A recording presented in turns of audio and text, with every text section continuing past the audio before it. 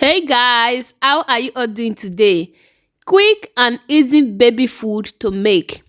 The first thing I did this morning is added my parboiled rice, I added my carrot and added my vegetable. You can use any vegetable of your choice. Then add the fresh of chicken or turkey or polo, anyone. Add a little bit of salt, a little bit of margarine and a little bit of bio oil, any oil of your choice you use for your baby. Cover it until it's done. Then after that, you can blend and give it to your baby. It looks so yummy. From 6 months baby, taste it, give it to your baby. Is going to love it. Okay. All right, guys. Please don't forget to follow this Facebook page, share my video, uh and save. Yes.